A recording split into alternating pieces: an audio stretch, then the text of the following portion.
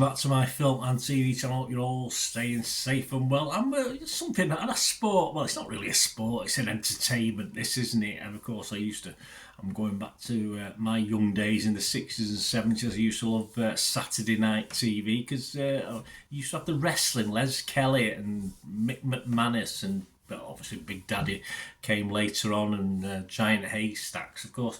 We're going to have a look at something, the US version, of course, that became very popular. My kids loved it when they were little. Went to a couple of things in Sheffield, WWF, that sort of thing, and they were quite into it for a little while. Well, this is a biographical sports drama film written and directed by Sean Durkin. It's simply entitled The Iron Claw. We're going to have a look at that today. Please, if you're new to the channel, push that subscribe button, push the bell notifications. Everything film and TV reviews like this, previews, information vlogs, quizzes, you name it, I try and do it. An eclectic mix, if you like, a film and TV magazine in vlogs. So hope you enjoy it. And leave us your comments, guys, on this film or anything to do with film and TV, and I will respond accordingly. If it just needs me to give you a little thumbs up, I will. If you can give this vlog, guys, if you can hit that button now and give this vlog a little like as well, it'd be most appreciated.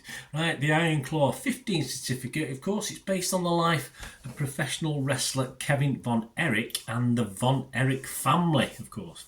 Father was very famous as well, and it stars, yes, he does an okay job as within the limits of the script. Zac Efron, we get Jeremy Allen White, Harris Dickinson, Maura Tierney, Holt McCallany and Lily James all appear in this, and it's released in the US on December the 22nd, 2023. And although I've been able to see a preview copy, it's not out in the UK until February the 9th, 2024. So just be warned if you're looking for it, unless you're lucky like me to see an early version of it. These scores and comments is at the 20th of January 2024, about 8:30 p.m. UK time to be a bit more specific, so they may have altered by the time you're watching this. Rotten Tomatoes liked it, 88% positivity from their critics, 204 of them at the time are positive, so it gets an average rating of 7.7 out of 10. So for Rotten Tomatoes, that's pretty good. 180 fresh and just 24 rotten. So there is some people not like it particularly.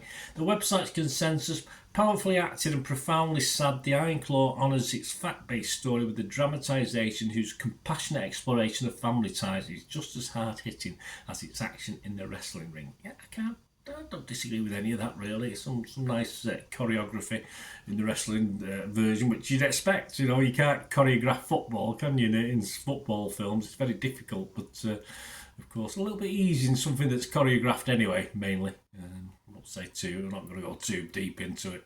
Metacritic, the other site we'll look at, 73 out of 100 people liked it.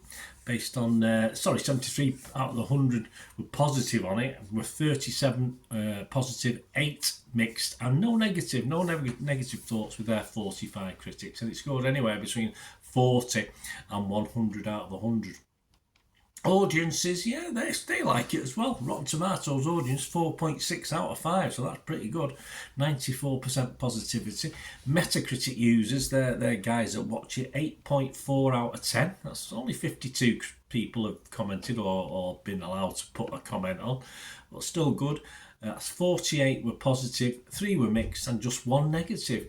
And Internet Movie Database, which really, let's face it, is Joe Public. And what's the Joe Public thing? I think there's a lot of wrestling fans out there who like these guys, because over 14,000 scores and reviews, and it's averaging a quite impressive for Internet Movie Database. This is up there with the higher ones, 8.1 out of 10.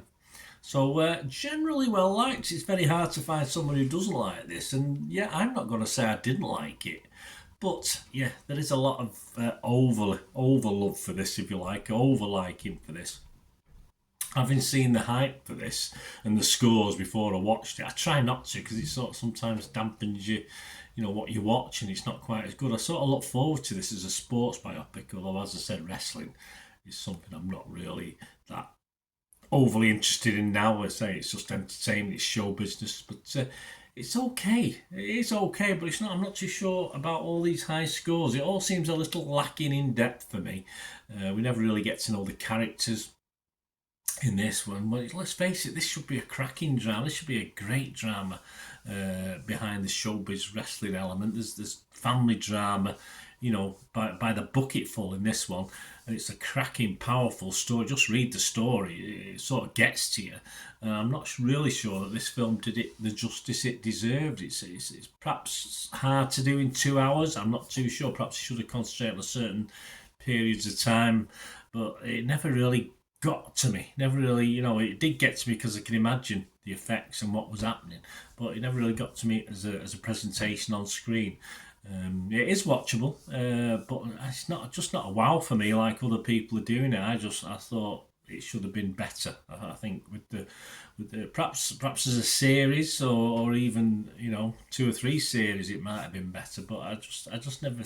I don't think it really delved deep enough for me. It didn't really get me involved as much as I thought it should do with the horrible things that were happening in this family around the glamour of the sport they were involved in, of course. So never fully worked for me, unfortunately.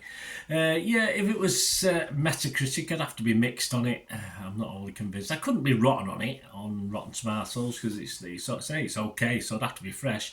But I'm just gonna a bit less than everybody else is giving it. I'm just gonna give it a 6 out of 10, my sort of watchable score. As I say, let me know what you think. Great to hear your views on it as well, guys. But say no, never, not deep enough for me. Not hard hitting enough for me. It had its moments, of course it did, but I just think it could have been so much better. Let me know what you think, guys. Great to hear from you. Join me again. That's one thing, don't I? Please stay safe, everyone. Bye for now.